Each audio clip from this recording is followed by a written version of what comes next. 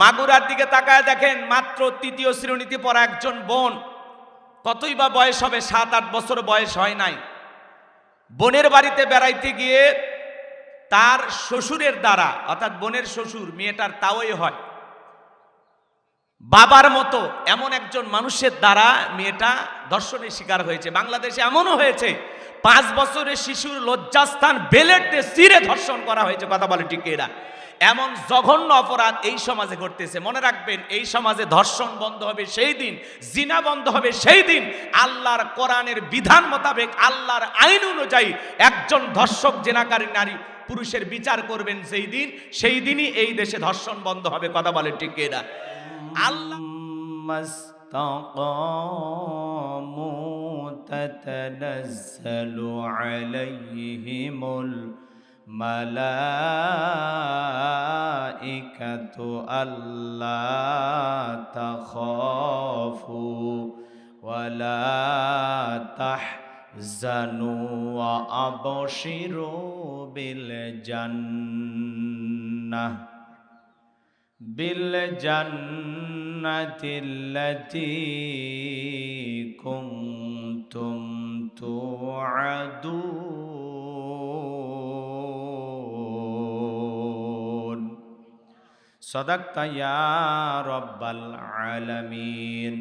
One আবি হুরায়রা রাদিয়াল্লাহু তাআলা আনহু ক্বাল ক্বাল রাসূলুল্লাহি সাল্লাল্লাহু আলাইহি সাল্লাম আদ-দুনিয়া সিজনুল মুমিন ওয়া জান্নাতুল কাফির, রাহুল মুসলিম। যেহেতু এটা পবিত্র রমজানুল মোবারক, রমাদান মাস, রহমতের, দেখতে দেখতে কয়টা রোজা চলে যাচ্ছে আজকে? জোরে বলেন কয়টি? 60টি। 3 ভাগে ভাগ, রহমত, মাগফিরাত, নাজাত।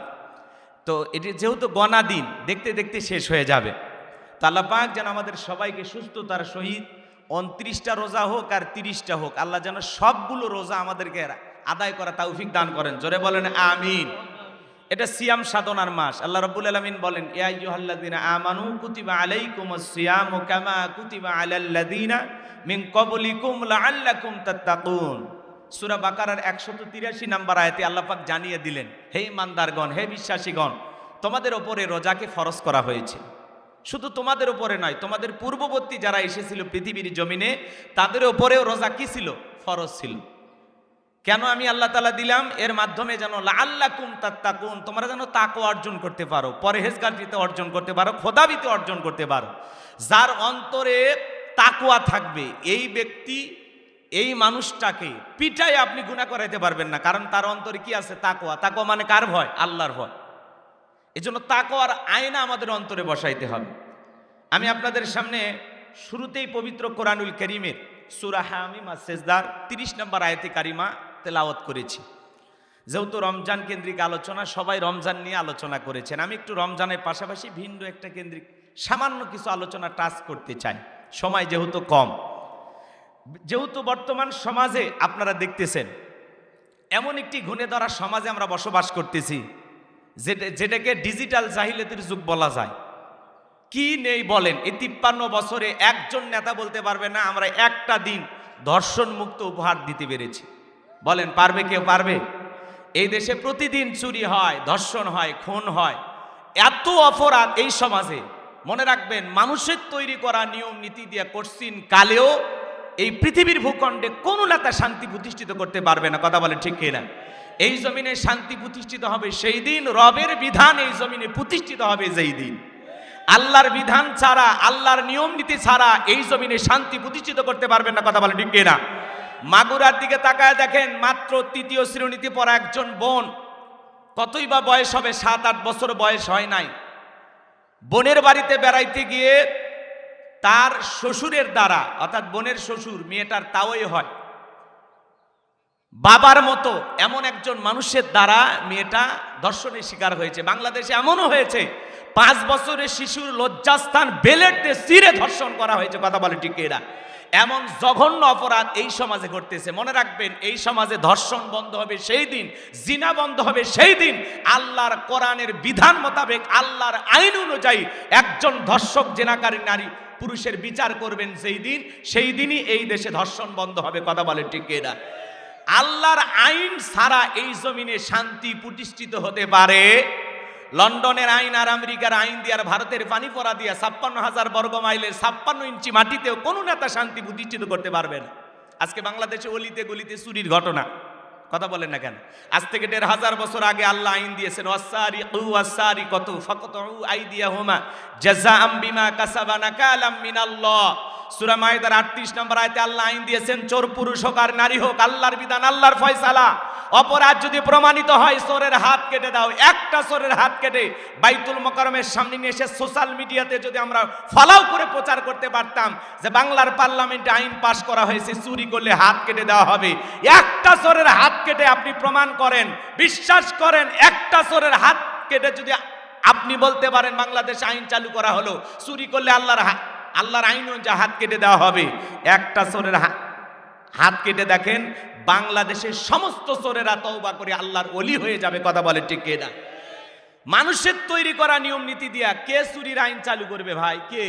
53 বছরে প্রত্যেকবার প্রধানমন্ত্রী হয়েছে মুসলমান, নামাজের ন্যূনতম বিল বাংলার পার্লামেন্টে কোনো নেতা পাস করেনি। কথা বলে ঠিক কিনা?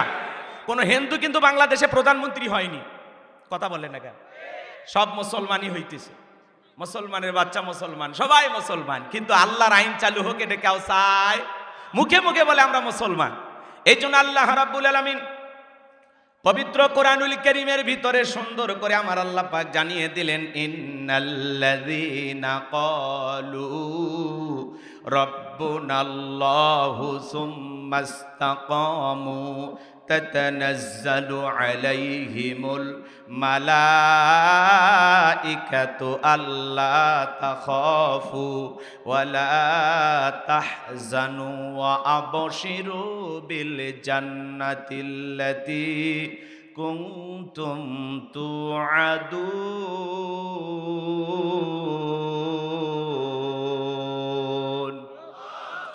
আল্লাহ রাব্বুল আলামিন বলেন, ইন্নাল্লাযীনা ক্বালু রাব্বুনাল্লাহ, নিশ্চয়ই যারা বলে আমাদের রব আল্লাহ।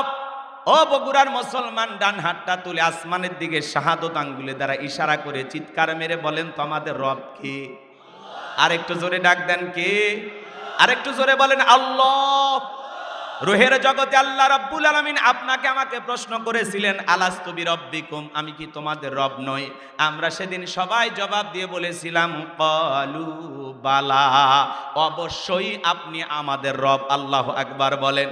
এই জন্য আল্লাহ রাব্বুল আলামিন বলেন, ইন্নাল্লাযীনা ক্বালু রাব্বুনাল্লাহ, নিশ্চয়ই যারা বলে আমাদের রব আল্লাহ, সুম্মাস্তাকামু, এই কথার উপরে যারা ইস্তেকামাত অবিচল অটল থাকে, তাতানাজ্জালু আলাইহিমুল মালাইকা, আল্লাহ তাআলা বলেন আসমান থেকে তাদের উপরে ফেরেশতা নাজিল হয়।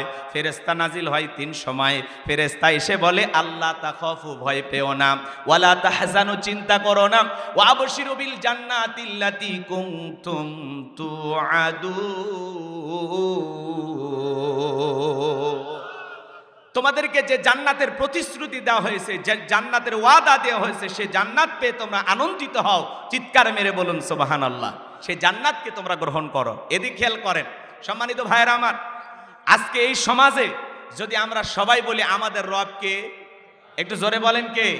ইন্নাল্লাযীনা ক্বালু রাব্বুনাল্লাহ, নিশ্চয়ই যারা বলে আমাদের রব আল্লাহ, এই কথার উপরে যারা ইস্তেকামাত অবিচল অটল থাকবে,